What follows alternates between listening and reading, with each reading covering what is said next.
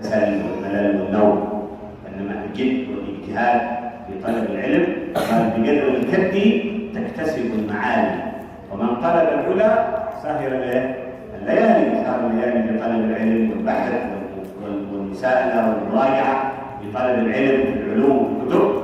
قال ومن طلب العلا سهر الليالي، ومن رام العلا يعني رام يعني يريد العلا بغير كد أضاع العمر في طلب المعالي. صعب يعني واحد يطلع إلى العلوم وهو جالس نايم وكسلان، هذا صعب يصل إلى العلوم الظاهرة والباطنة. Jadi Imam Syafi'i pernah mengatakan sebesar mana kesungguhan seseorang, sebesar itulah dia akan memperoleh keilmuan. Kalau dia bersungguh-sungguh, maka dia akan memperoleh ilmu dengan berkat kesungguhannya tersebut. Maka ilmu tersebut tidak akan diperoleh dengan bermalas-malasan. Kalau seorang bermalas-malasan, maka dia tidak akan mendapati ilmu.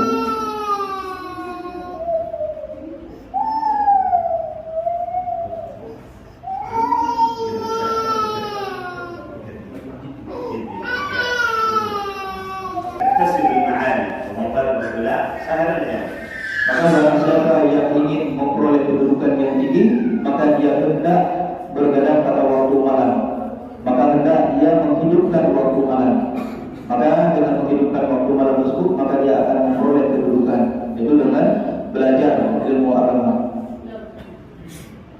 فبالجد والاجتهاد يستطيع الإنسان أن ينال العلوم ويحقق في العلوم ويعرف المسائل ويفك العبارات بالجد والاجتهاد والبحث.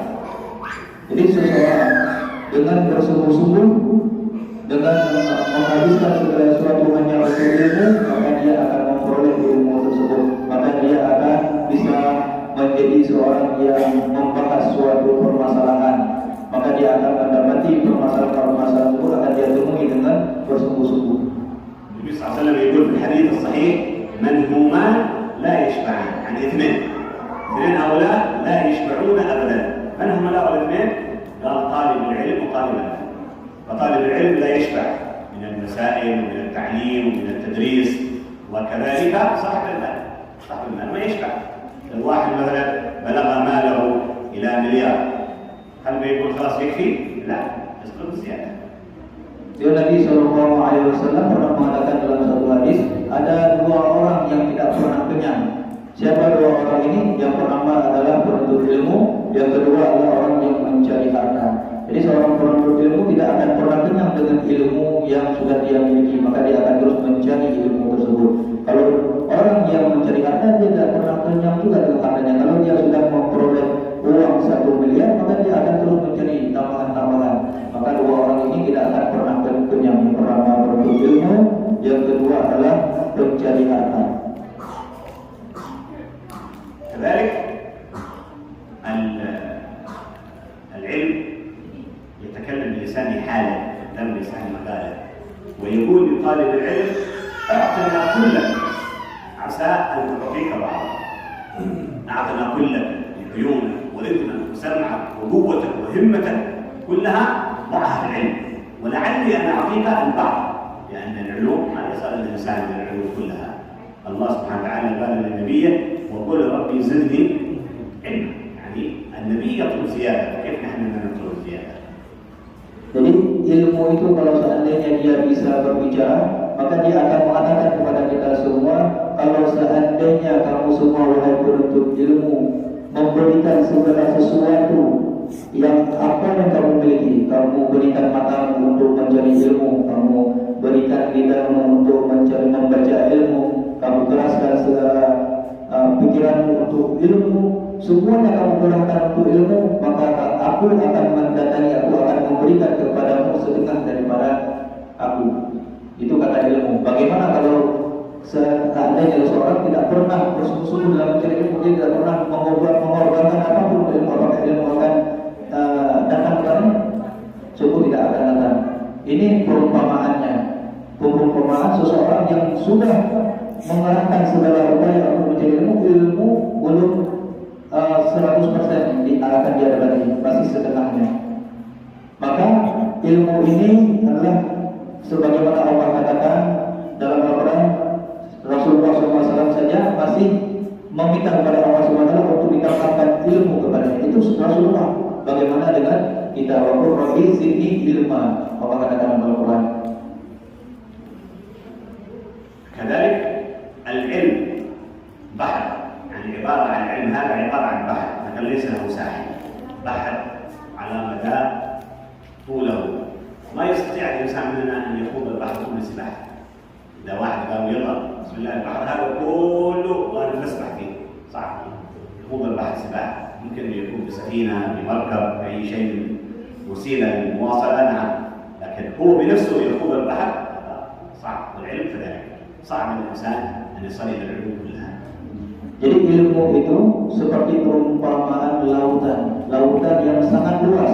Kalau seorang dia ingin berenang ke seluruh penjuru lautan, maka dia tidak akan sanggup hanya dengan mengandalkan kemampuannya sendiri.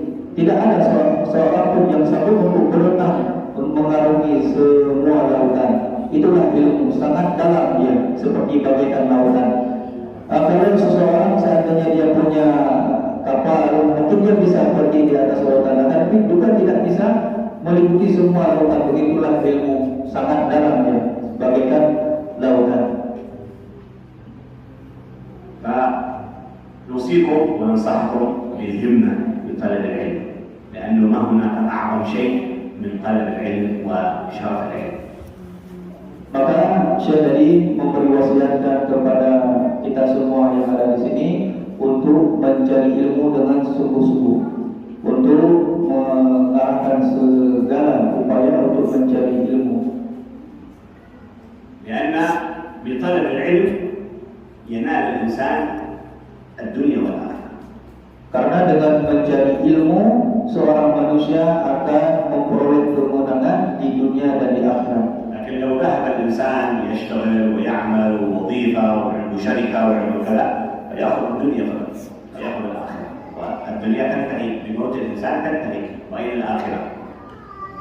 Akan tetapi kalau seorang manusia hanya menyibukkan dirinya dengan bekerja, dengan pergi jadi sebagai pengusaha, hanya sebagai hanya bekerja untuk memperoleh harta, maka dia akan mendapati hanya dunia saja, sedangkan akhirat sudah dia tinggalkan. Maka kalau dia hanya memperoleh dunia, dunia hanya sementara, terbatas, akan dia tinggalkan dunia ini ketika dia meninggal. الإمام الشافعي عليه رحمة الله تعالى يقول: من أراد الدنيا فعليه بالعلم، غير الدنيا غير الأموال، عليه بالعلم. ومن أراد الآخرة وغير سعادة الآخرة والنعيم في الآخرة والنعيم في القبر والنعيم في الجنة، عليك بالآخرة. وإن كان أردت الدنيا والآخرة معا فعليك بالعلم. ومن أراد الدنيا فعليه بالعلم، ومن أراد الآخرة فعليه بالعلم، ومن أراد الدنيا والآخرة معا فعليه بالعلم.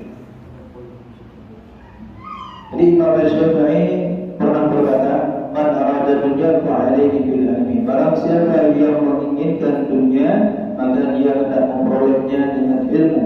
Dan barang siapa yang menginginkan akhirat, maka dia hendak memperolehnya dengan ilmu. Dan barang siapa yang menginginkan keduanya, dunia dan akhirat, maka hendak memperolehnya juga dengan ilmu. ونحن ماذا نريد؟ Sedangkan kita yang berada di sini, apa yang kita inginkan? ماذا تريدون؟ Apa yang kalian inginkan? ما الجواب؟ Apa yang akan kalian jawab? الجواب Ingin dunia atau ingin akhirat? الدنيا والآخرة ولا آخرة فقط أو دنيا فقط؟ Ingin dunia saja atau akhirat? Atau dulu? أيوة، نريد الدنيا ونريد الآخرة إن شاء الله. الدنيا علشان نعيش ونطلب العيش ونأكل ونشرب ونأتي بمحتاجاتنا، والآخرة عشان الجنة. Tentu saja kita semua menginginkan kebahagiaan di dunia dan di akhirat.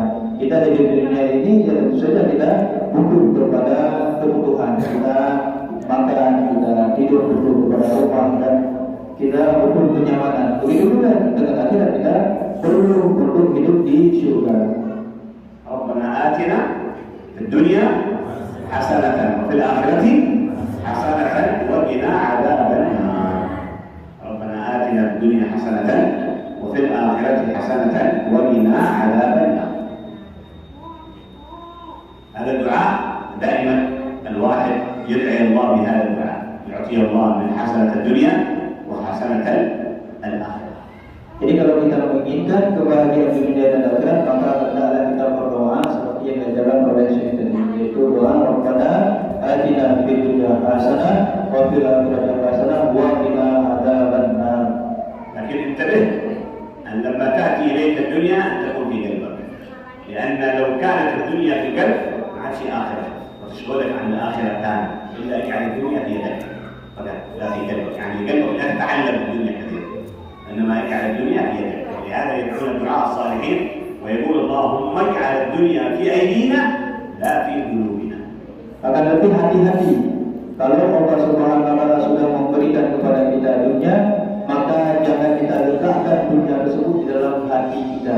Akan lebih letaklah dunia tersebut di tangan kita. Maka oleh para ulama al-alim ini selalu berdoa kepada Allah Subhanahu wa taala.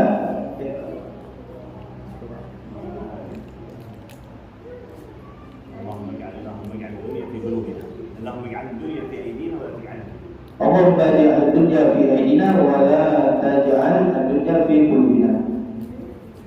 Ya Allah, jadikanlah dunia ini di antara tangan kami, jangan Engkau jadikan dunia ini masuk dalam hati kami. Itu doa yang selalu diminta oleh orang-orang yang arifillah, ulama-ulama yang arifillah.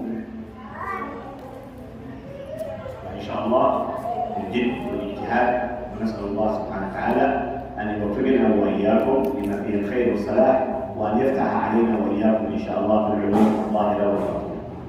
Insya Allah dengan berkah kesungguhan kita semua, maka kita akan memperoleh ilmu yang Allah berikan kepada kita, dan juga kita akan memperoleh kesenangan di dunia dan di akhirat.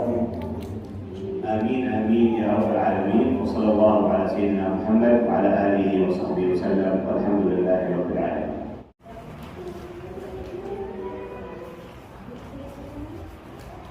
وصحابته أجمعين. قال القاضي أبو شجاع أحمد بن حسين بن أحمد الأصفهاني رحمه الله تعالى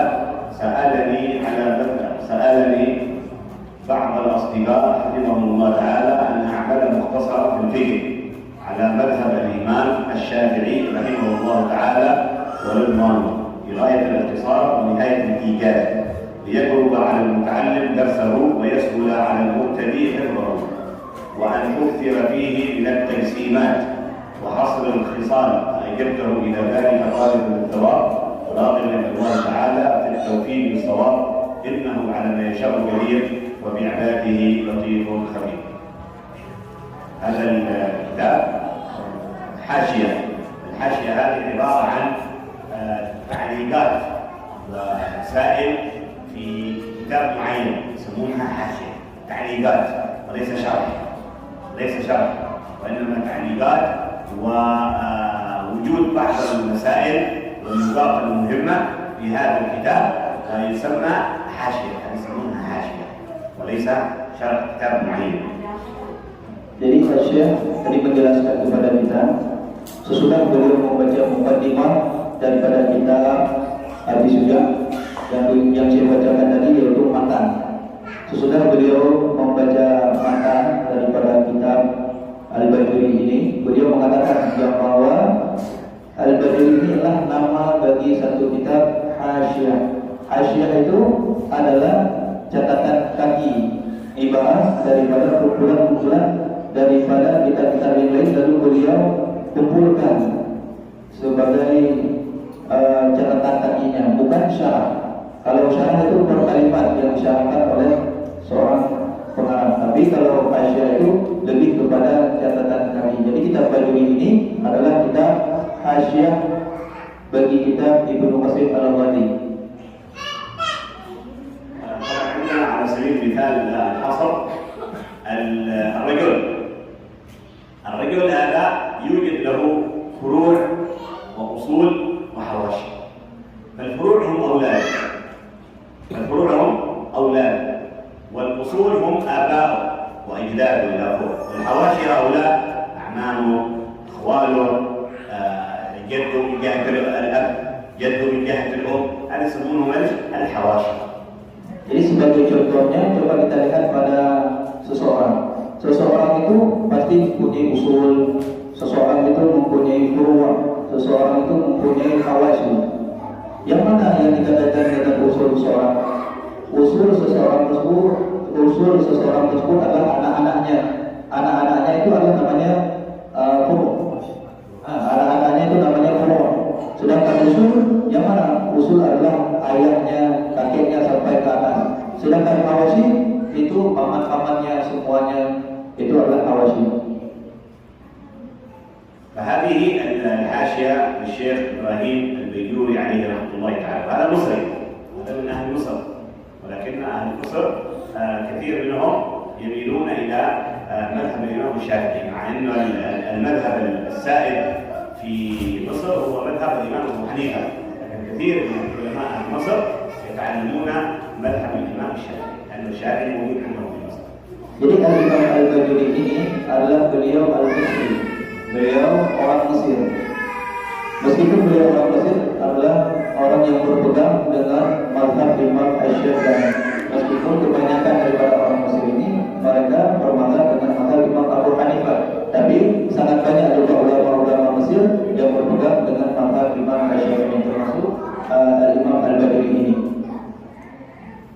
وهذا الحاشية هي على ألفاظ أو على كتاب أبو القاسم الغزي. هذا أبو القاسم الغزي أيضا من مصر أو من غزة، شرح كتاب أبي شجاع. هذا أبو شجاع أحمد الأصفهاني كان رجلا ما شاء الله عالما كبيرا بلغ من العمر 120 سنة. Jadi kitab Hasyiah Al-Bajuri ini adalah hasyiah daripada katakan tadi di kitab Syarah Ibnu Katsir Al-Baghawi. Kitab Ibnu Katsir Al-Baghawi ini adalah syarah daripada kitab Matan Abi Syuja'. Kalau Ibnu Katsir Al-Baghawi ini adalah beliau berasal dari Al-Baghdad, sedangkan Abi Syuja' beliau berasal dari Al-Asfihani. بلغ من العمر 120 سنة ولم يأخذ الله بصره ولا سمعه ولا شيء في أسنانه، وإنما كان مثلهم مثل الشباب. يعني غالبا 120 سنة هذا تقيد عيونه مع الشيوخ سواء في ممشى، ربما عاد يسمع كثير، ربما حركته تكون بطيئة، ربما أسنانه هذه لا تخرج، ولكن هذا الرجل كان ما شاء الله كل شيء كان فيه وكأنه شباب. Jadi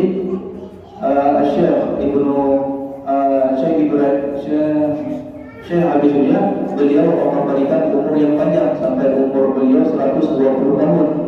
Meskipun beliau sudah berumur 120 tahun, akan tetapi Allah Subhanahu wa taala tidak menghilangkan penglihatan beliau.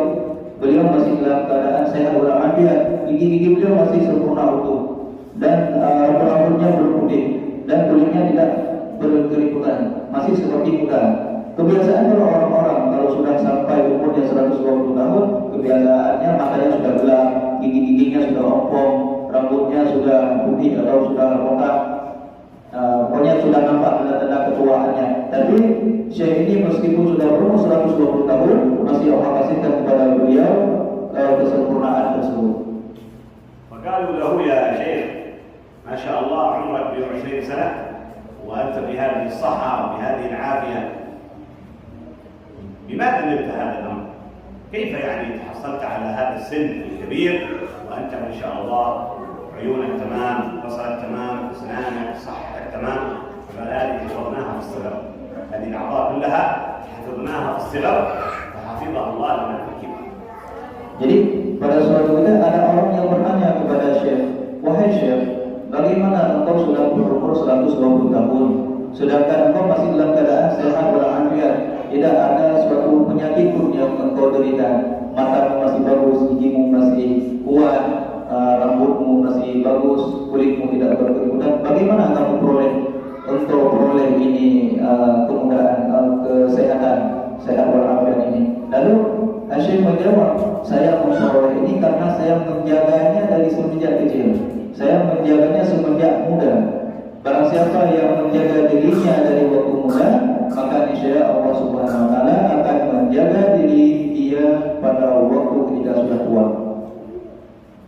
وهذا الكتاب أبي شجاع ما شاء الله له عدة حواشي وله عدة شروح، من ضمنها هذا حاشية إبراهيم البيجوري، كذلك الإمام الشيخ محمد الخطيب الشربيني هذا ألف كتاب سماه الإقناع في حل ألفاظ أبي شجاع، كذلك له كتاب آخر شرح سماه كفاية الأخيار في جلب غاية الاختصار. كل هذه الكتب شرحت لهذا الكتاب الكبير المؤلف له أبي شجاع. Jadi kitab Abi Syuja ini mempunyai sangat banyak syarahnya, sangat banyak yang menghasiatkannya, sehingga kitab ini masyhur, banyaknya syarah, banyaknya hasiat. Salah satu yang terkenal yaitu yang disyarah oleh kitab Khatib Al-Syarbini. Jadi beliau mempunyai satu syarah daripada kitab Abi Syuja ini yang bernama dengan Al-Iqna'. Kemudian ada juga kitab Kifayatul Akhyar. وإن شاء الله نسأل الله سبحانه وتعالى أن ينفعنا بهذه الكتب، لأن هذه الكتب تعتبر مهمة في الدين، ليست سهلة، تحتاج إلى عقول، تحتاج إلى استيعاب كامل، تحتاج إلى مراجعة، تحتاج إلى بحث، وليس مثل الكتب الصغيرة رسالة وسفينة لا بأس الإنسان يمكن يستوعبها ولو حتى صغيرة.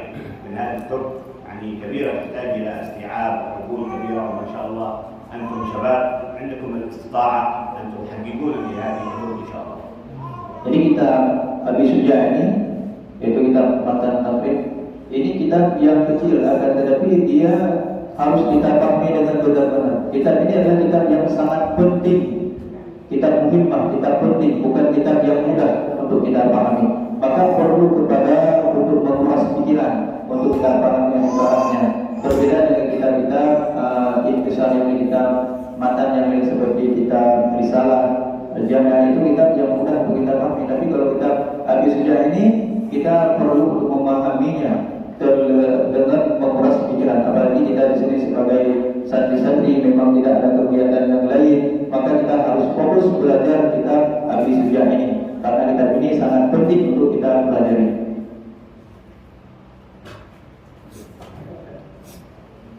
هذا الكتاب الثالث هي عبارة عن حاشيتان ليس حاشية واحدة للإمام قليوبي وعميرة على شرح جلال الدين محمد بن أحمد المحلي، ثم على منهاج الطالبين للإمام النووي. وتعتبر هذه الكتب أيضا كما قلنا كتب كبيرة تحتاج منكم إلى استيعاب وعقول وفهم واعي تماما وبحث ومراجعة حتى إن شاء الله تحققون إلى هذا في هذه الكتب وتوصلون إن شاء الله إلى الغاية والمقصود منها.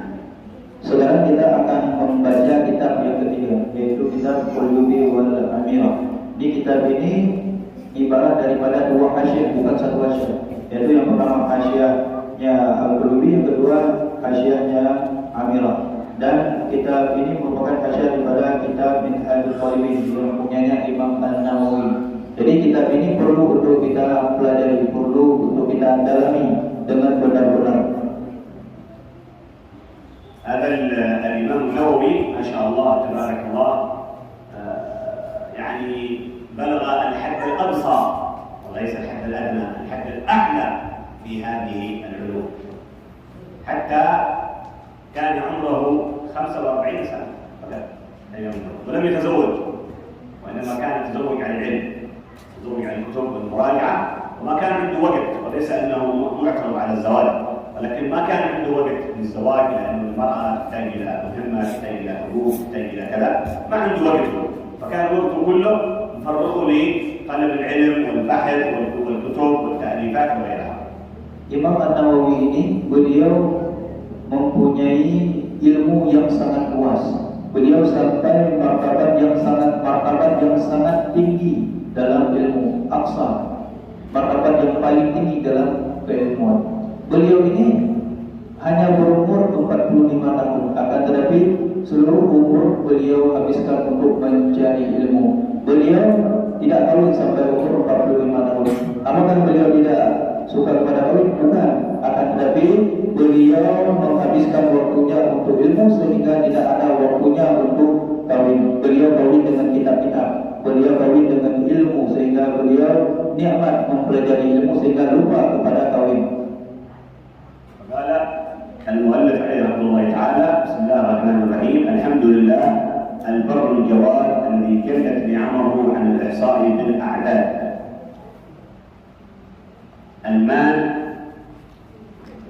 المان باللطف والإرشاد، الهادي إلى سبيل الرشاد، الموفق للتفقه في الدين من لطف به واختاره من العباد. أحمده أبلغ حمد وأكمله وأزكاه وأشمله، وأشهد أن لا إله إلا الله الواحد الغفار، وأشهد أن سيدنا محمدا عبده ورسوله المصطفى المختار صلى الله عليه وسلم وزاده فضلا وشرفا لديه. هذا مقدمة الكتاب للحاشيتين الأيوبي وعميرة على على محمد بن أحمد المحلي، ثم على منهاج الطالبين للإمام أبي زكريا يحيى بن شرف النووي. Jadi mukadimah yang Syekh bacakan tadi yaitu daripada permulaan Alhamdulillah ala ni'amihi, ini adalah merupakan mukadimah daripada kitab dua hasyiah, yaitu hasyiah Quyubi dan hasyiah Amirah, yang mana kitab ini adalah merupakan hasyiah daripada kitab Jalaluddin bin Muhammad al-Mahalli, dan juga kitab matan yaitu kitab Minhajul Talibin yang punyanya Imam An-Nawawi. ما شاء الله. هذا كتاب المنهاج كذلك يعد من الكتب الكبيرة، يعني إذا وصل وحقق الإنسان المنهاج خلاص يعتبر عالم. إذا حقق المنهاج خلاص يعتبر عالم كاملا. Jadi kitab Minhajul Talibin ini bukan kitab sembarangan, ini adalah kitab yang sangat besar. Kalau seorang murid sudah mempelajari kitab Minhajul Talibin, maka dia akan jadi orang yang alim, sudah dikategorikan sebagai ulama.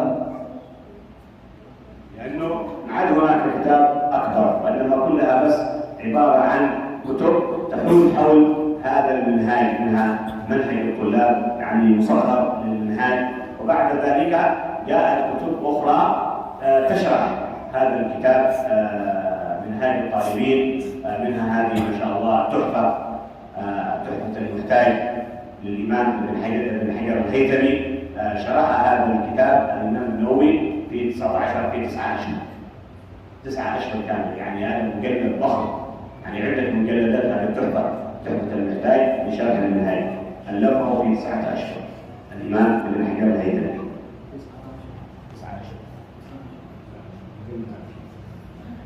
Jadi kitab Minhajul Talibin ini dikategorikan sebagai kitab yang sangat besar di dalam mazhab Imam Syafi'i. Kenapa demikian? Karena kitab ini banyak para ulama yang mempelajarinya. Ketika sudah mempelajarinya, para ulama ini ada yang meringkasnya, seperti kitab Manhajul Tulab. Itu adalah ringkasan pada Minhajul Talibin. Kemudian ada juga para ulama yang lain sudah mempelajari kitab Minhajul Talibin ini, mereka mensyarahnya seperti syarah yang terkenal sekarang itu kitab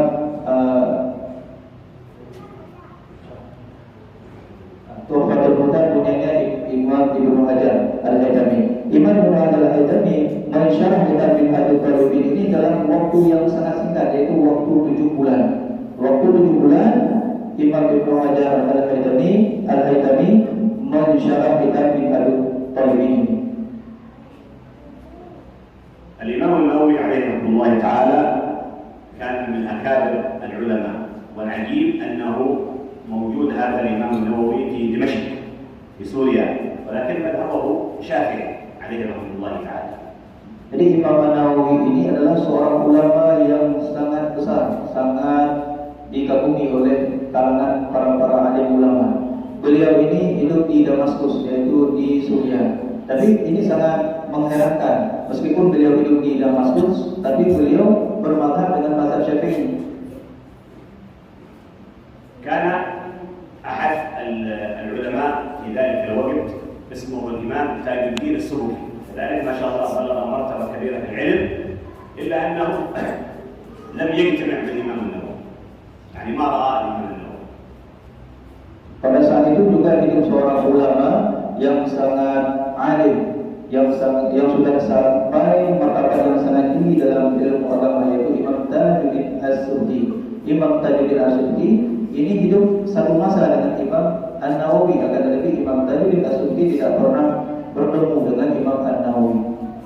فهيأ الله له الأسباب حتى يوم من الأيام زار دمشق، وكان يظن أن الإمام النووي لا يزال على قيد الحياة، ولكن لما سأل عنه قالوا لا، إنه انتقل إلى رحمة ربه سبحانه وتعالى. Jadi pada suatu ketika Al-Imam Tajuddin As-Subki ini ingin pergi untuk bertemu dengan Imam An-Nawawi. Maka Imam Tajuddin As-Subki langsung pergi ke Damaskus, ke Suriah untuk bertemu langsung dengan Imam Nawawi. Ternyata waktu beliau Imam Tajuddin As-Subki sampai ke negeri Suriah, sampai ke Damaskus, beliau tidak mendapati Imam Nawawi. Lalu beliau bertanya kepada orang-orang yang ada di situ, kemana perginya Imam Nawawi? Ternyata Imam Nawawi pada saat itu sudah wafat. Jadi Imam Tajuddin As-Subki tidak sempat bertemu dengan Imam An-Nawawi. فلما دخل إلى دمشق وقيل له أن الإمام النووي مات، قال لهم أين المكان الذي كان يدرس فيه؟ يسمونه دار الحديث. Jadi pada saat itu ketika Imam Tajuddin As-Subki sudah mengetahui kabar yang bahwa Imam An-Nawawi sudah wafat, maka Imam Tajuddin As-Subki ketika pergi ke Damaskus langsung bertanya kepada orang-orang yang ada di Damaskus, di mana letak maqbarah atau makamnya Imam An-Nawawi. فدخلنا إلى دار الحديث، المكان الذي كان يدرس فيها الشيخ الإمام النووي، ثم سألها السلوكي عن المكان الذي كان يجلس فيه الدرس الإمام النووي، وقيل له هذا المكان الذي كان يجلس فيه الإمام النووي للدرس. فجلس إلى هذا المكان، يكبر هذا المكان ويمرر خديه في هذا المكان تبركا بالإمام النووي عليه رحمة الله تعالى. Jadi Imam Tajuddin As-Subki ketika sudah mengetahui Imam An-Nawawi sudah wafat, maka beliau ketika pergi ke Damaskus, beliau menanyakan kepada orang-orang di mana tempatnya Imam An-Nawawi mengajar dulu ketika masa itu. Ketika saat itu orang-orang menunjukkan kepada Imam An-Nawawi yang bahwa di sinilah Imam An-Nawawi beliau mengajar. Di tempat inilah beliau dulu, itu nama tempat Imam Nawawi beliau mengajar di situ, itu Darul Hadis. Orang-orang membawa Imam Tajuddin As-Subki kepada tempat Darul Hadis tersebut, sehingga Imam Tajuddin As-Subki ketika sampai ke tempat Darul Hadis itu menanyakan di mana Imam Nawawi sering duduk mengajar. Lalu orang mengatakan di sini. Ketika itu Imam Tajuddin As-Subki langsung menghampiri tempat yang sering duduk Imam An-Nawawi tersebut, langsung beliau cium tempat tersebut dan membolak-balikkan pipinya meraba-raba tempat tersebut, mengambil tabarukan, mengambil barakah daripada tempat duduknya Imam An-Nawawi. قال أنشد هذا الإمام السلوكي هذه الأبيات عندما كان يقبل المكان الذي كان يجلس فيه الإمام النووي، قال وفي دار الحديث لطيف معنى. Lalu Imam Tajuddin As-Subki ketika mengambil barakah tabarukan di tempat duduknya Imam An-Nawawi, beliau membaca satu qasidah, membaca satu nasyid, yang mana nasyid itu bersihkan memuji Imam An-Nawawi. Apa kata beliau? Ada darah, inilah tempat rumahnya Ahlul Hadis. على بسط قال لها أصل وآوي، بسط يعني الأماكن المفروشة، لها أصل يعني آتي إليها وآوي وأدرك منها. Inilah tempat yang mana tempat ini diduduki orang-orang yang alim, yang mana pada tempat ini penuh dengan keberkahan, yang mana tempat ini aku datangi untuk aku ambil keberkahan. وكان يقول لعلي أن أمس بحر وجهه مكانا مسه قدم النواوي. هكذا كان يتبرك بالأماكن التي وطئت قدم النواوي وجلس فيها الإمام النووي عليه رحمه الله. Maka alangkah ruginya bagi aku yang belum sempat pergi ke tempat yang mana tempat itu tempat duduknya Imam An-Nawawi, sehingga aku ambil keberkahan daripada tempat duduknya Imam An-Nawawi. Wafi dari hadis latiful makna ala rasdin laha asabu wa awi asa anni amasa biqurri walihi. Maka masuk pada Nawawi.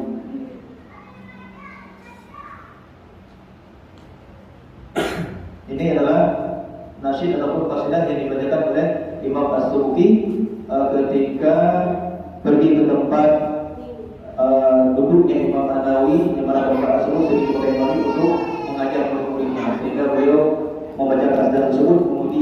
Imam An-Nawawi. Jadi Imam Tadri Al-Qurtubi ini isi daripada kata tersebut merasa rugi apabila selama hidupnya apabila tidak pergi ke tempat di mana tempat tersebut yang diajarkan oleh Imam An-Nawawi, sehingga ketika Imam Suki sampai ke tempat tersebut beliau mengambil bakat daripada tempat tersebut.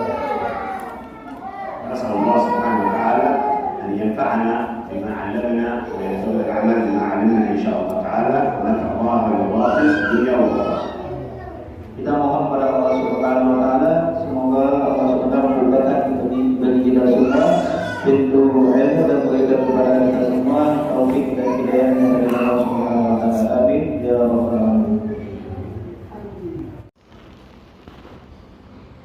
وبعد فهذا شرح مفيد على كتاب المسمى بذرة العين في مهمات الدين، يبين المراد ويتمم المفاد ويحصل المقاصد ويبرز الفوائد.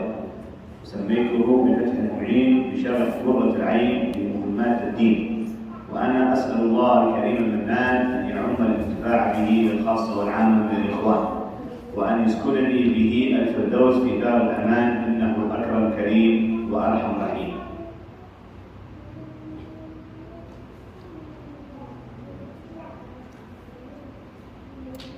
قال بسم الله الرحمن الرحيم. مؤلف والاسم مشتق من السم وهو العلو لا من الوسل وهو العلامة.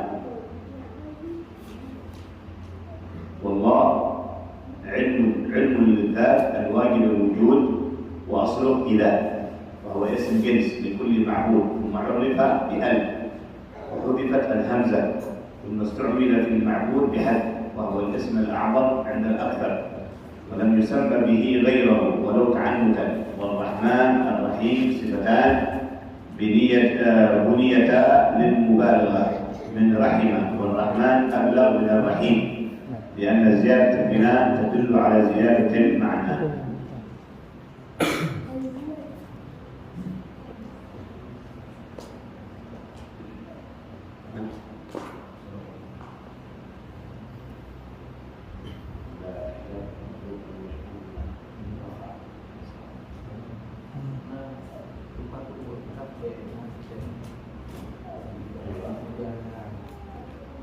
لا يوضع الكتاب في الأرض عشان في اسم الله واسم رسوله وكلام العلم، ما يوضع في الأرض احترام وتقدير العلم. لا يوضع في الأرض. Jadi kita hanya pasal untuk tabuku alangkah karena dalam kitab ada nama Allah dan nama Rasul dan di dalamnya berisi dengan ilmu. Jadi saya ingin memulai di buku kitab Lampung Baju.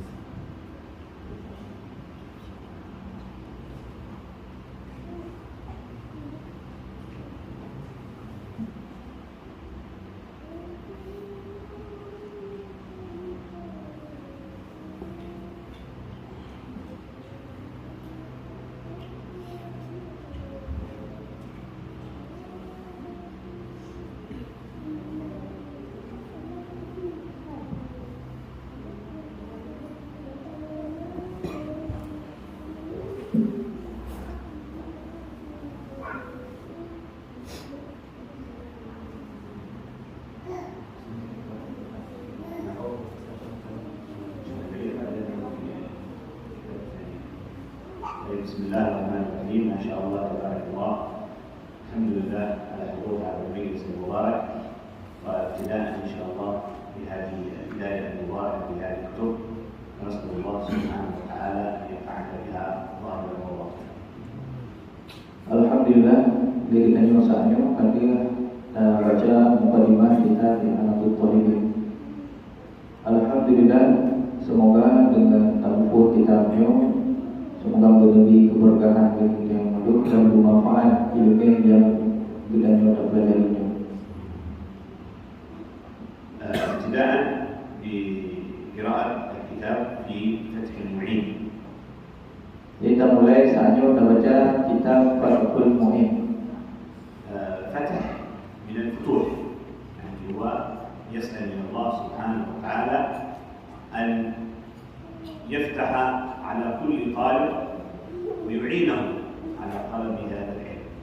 Jadi kata-kata fatahu yang asal daripada kata-kata futuh yang artinya terbuka.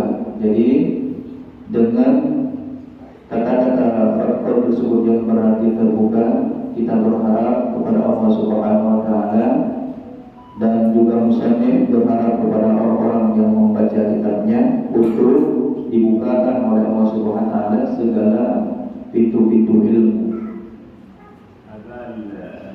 المؤلف من الهند ولكن عجمي وليس عربي، من الهند عجمي، ولكن العلم ليس للعرب فقط، وانما العلم لكل من جاء اليه ولكل من تعلمه ولكل من درسه ولكل من اجتهد، فيحب له ان يكون عالما. Jadi pengarang kitab Fathul Mu'in ini adalah beliau orang India, berasal dari India, bukan orang Arab. Beliau orang India, yaitu orang Ajami. Kalau orang Arab, Arabi. Kalau orang selain dari orang Arab dinamakan dengan orang Ajami. Beliau adalah orang India. Jadi ilmu Allah Subhanahu wa taala Allah berikan bukan hanya kepada orang Arab, kepada seluruh manusia.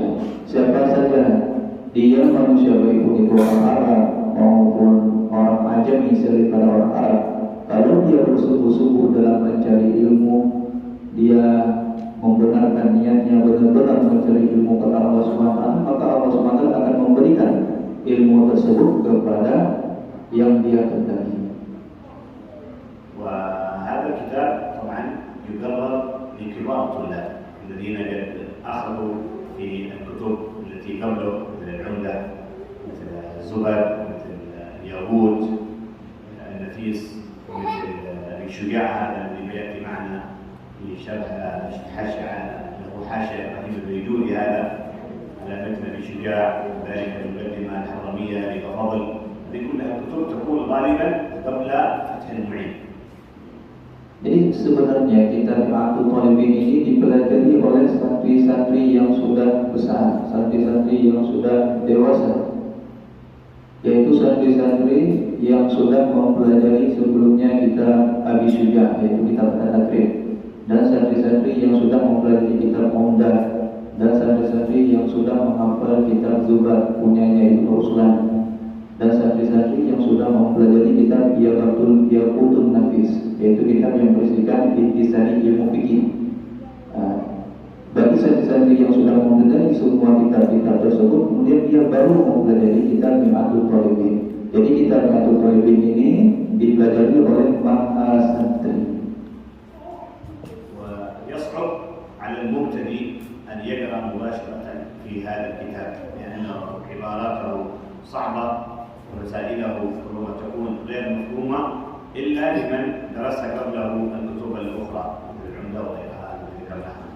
Jadi bagi santri yang belum mempelajari kitab dasar seperti kitab At-Takrib, kalau langsung membaca kitab Ma'atul Talibin ini, dia akan mendapati kesukaran, dia akan mendapati kepayahan di dalam memahami ibaratnya, karena ibarat kitab Ma'atul Talibin ini lebih tinggi daripada kitab dasar-dasar tadi. Karena kalau dia langsung mempelajari kitab ini, maka dia tidak akan paham. Maka terlebih dahulu kita mempelajari kitab dasar terlebih dahulu. والمؤلف طبعا أول ما بدأ بالصلاة، مع أنه كثير من المؤلفات سواء كانت صغيرة أو كبيرة يبدأون أولا بكتاب الطهارة ويتكلمون بعد ذلك عن الطهارة وأحكام المياه وغيرها، ثم النجاسة والاستنجاء، ثم بعد ذلك يأتي التيمم، ثم يأتي بعد ذلك الحيض وغيرها من الأحكام الدين، إلا أن المؤلف مباشرة بدأ بالصلاة. Jadi pengarang kitab Fathul Mu'in ini memulai kitabnya langsung dengan babus sholat. Jadi langsung dengan pembahasan sholat, berbeda dengan kitab-kitab fikih yang lain. Ada kitab yang memulai dengan kitab Taharah, yaitu membahas tentang bersuci. Ada yang membahas tentang tayamum, kemudian selanjutnya tentang pembahasan haid dan lain sebagainya, tentang pembahasan taharah, tentang pembahasan fikih. Tapi kitab Ma'atul Talibin atau pengarang kitabnya langsung memulai dengan pembahasan sholat. والبداية غالبا كل كتاب أو أي عمل بيبدأ فيه الإنسان لابد يبدأ فيه بسم الله الرحمن الرحيم تبركا. Setiap apa saja yang akan dilakukan oleh seorang manusia, hendaknya ia memulainya dengan basmalah, dengan membaca Bismillahirrahmanirrahim. Itu sebagai tabarukan, sebagai kita ambil keberkahan dengan Bismillah. وهذه الكلمة هي سر القرآن كله. سر القرآن كله في بسم الله الرحمن الرحيم.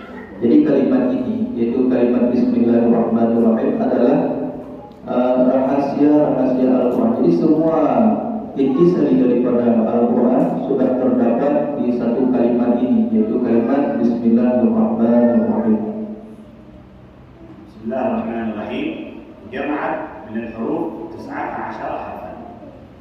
Jadi kalimat Bismillahirrahmanirrahim di situ sudah terkumpul jumlahnya 19 29 kalimat semuanya. على عدد أصحاب الزبانية أو أصحاب سقر. سقر اسم من أسماء النار. سقر أسماء الملائكة الذين على النار. سقر هذا منهم 19. Itu sesuai dengan nama malaikat, yaitu penjaga neraka sakar. Jadi jumlah malaikat yang menjaga neraka sakar jumlahnya seperti jumlah huruf yang ada pada kalimat Bismillahirrahmanirrahim. قال الله تعالى سأصليه سقر وما أدراك ما سقر لا تبقي ولا تذر لواحة للبشر عليها 19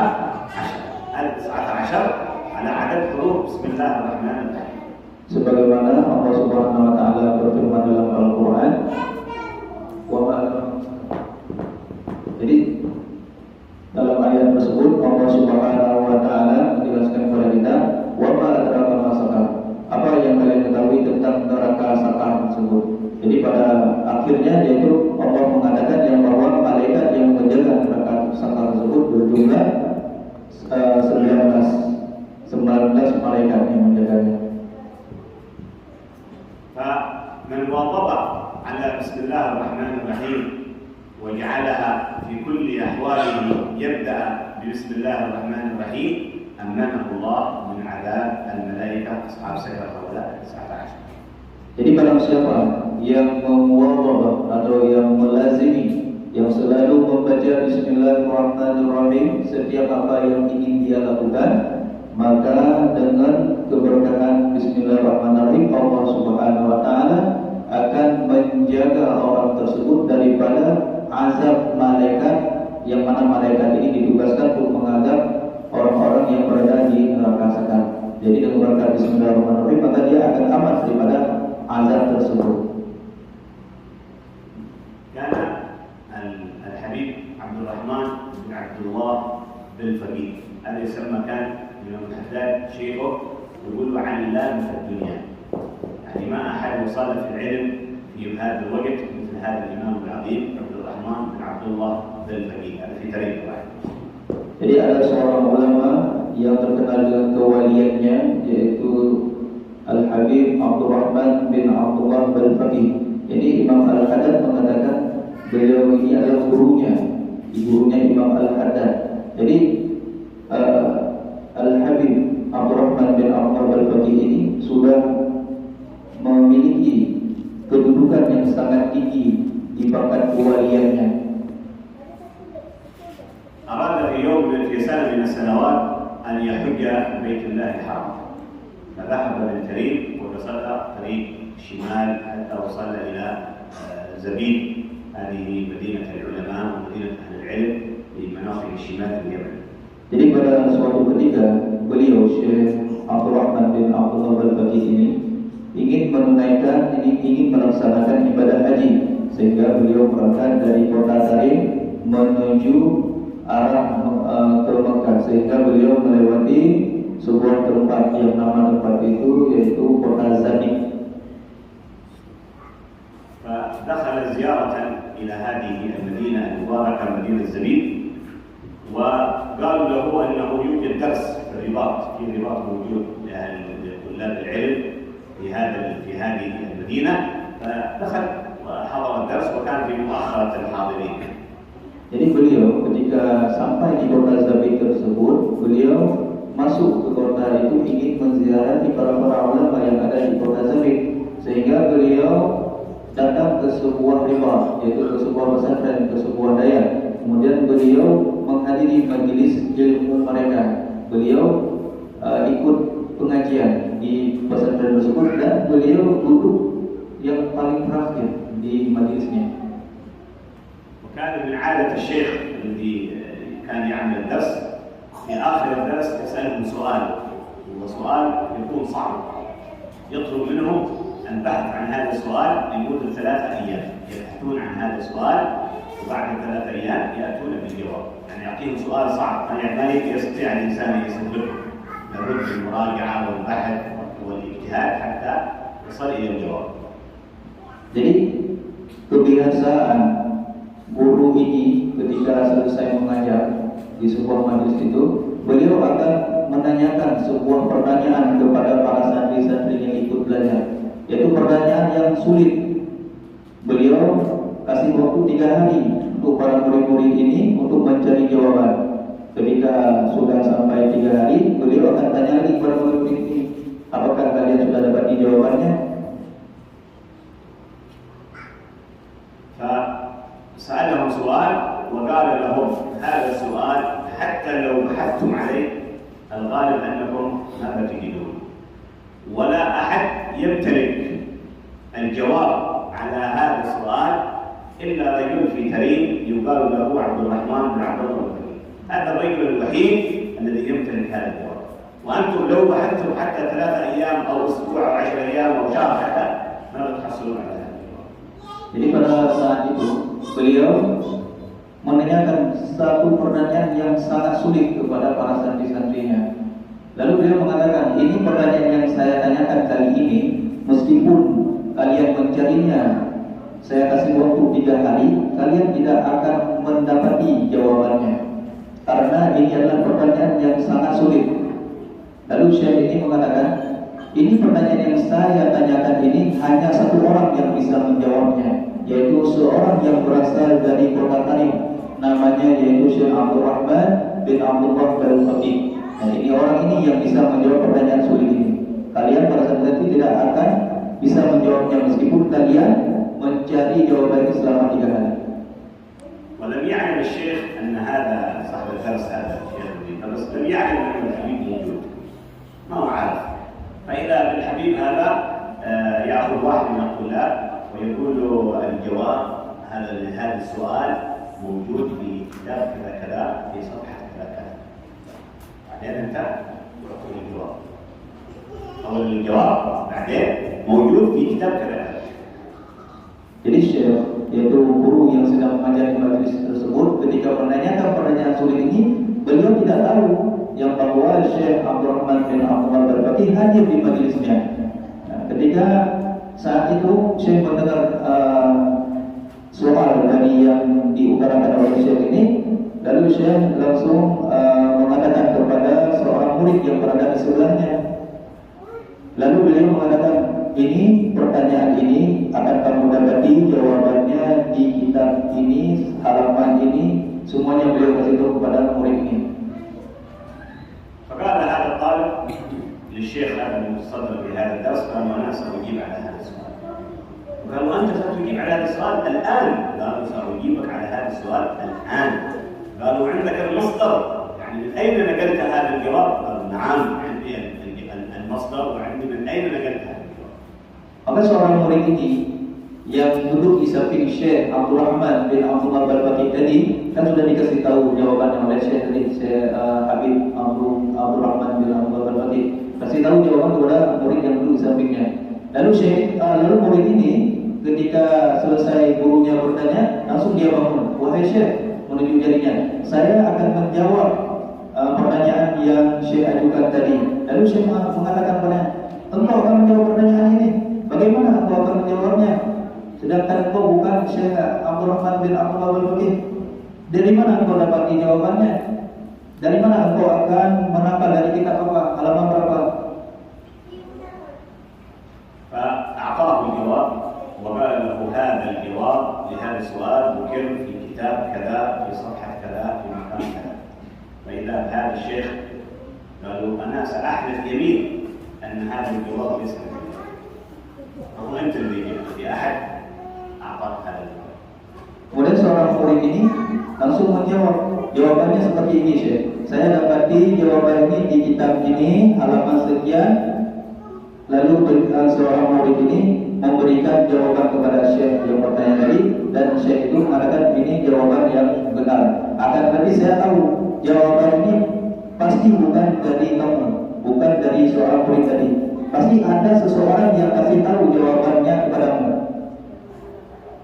فقال له نعم لست أنا الذي جئت بالجواب وإنما هذا الرجل الذي أعطاني هذا الجواب. Maka murid ini langsung mengatakan kepada Syekh, betul wahai Syekh, memang bukan saya yang kasih jawaban ini. Jawaban ini saya dapati dari seorang yang duduk di samping saya. Saya dapati dari orang ini.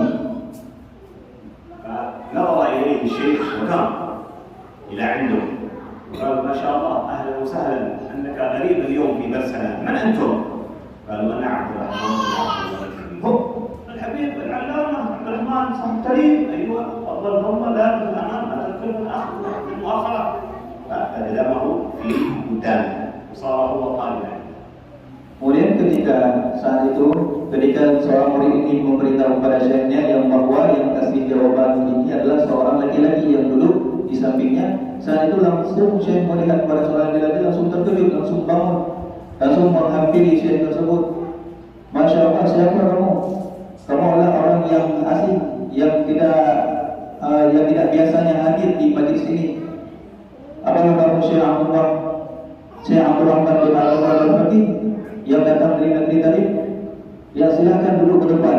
Tidak pantas bagi seorang yang alim yang biasa duduk di belakang ketika hadir di majlis ini. Lalu Syekh ini mempersilakan Syekh Abdul Rahman bin Al-Faqih untuk duduk di depan. فقال له الآن نحن كلنا سنقرأ عندك ونكون تلاميذ عندك أنا وكلك. Kemudian Syekh ini mengatakan, kemudian saat ini kamu pergi ke depan, insya Allah kami akan belajar kepadamu.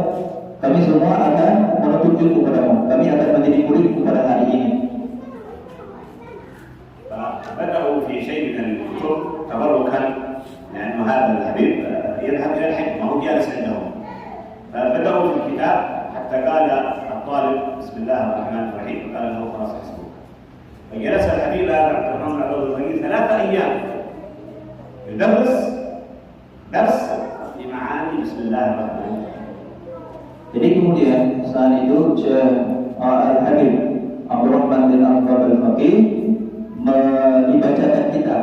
Di sana kan yang baca kitab ke murid, dibacakan kitab oleh murid yang ada di majelis itu.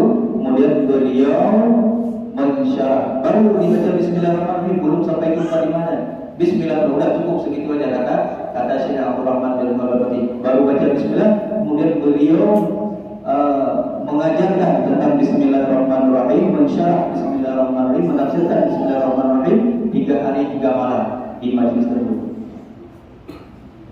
جلس 3 أيام يشرح معاني بسم الله الرحمن الرحيم حتى ما شاء الله استفاد الطلاب فوائد كثيرة من هذه المعاني لهذه الكلمة العظيمة التي هي أعظم كلمة في القرآن الكريم وهي بسم الله الرحمن الرحيم. Maka pada saat itu 3 hari Syekh Abdul Rahman bin Abdullah Al-Faqih duduk di majelis tersebut menafsirkan makna Bismillahirrahmanirrahim, sehingga para santri, para murid pada saat itu mengambil faedah yang sangat banyak dari Syekh Abdul Rahman bin Abdullah Al-Faqih, dan mereka semua mengambil faedah tentang dalamnya makna Bismillahirrahmanirrahim. هذا الحبيب عبد الرحمن بن عبد الفقيه وصل إلى صدري فلا تقع شر علما سأموت ولم تسأل بأي سؤال في هذه 13 يوم.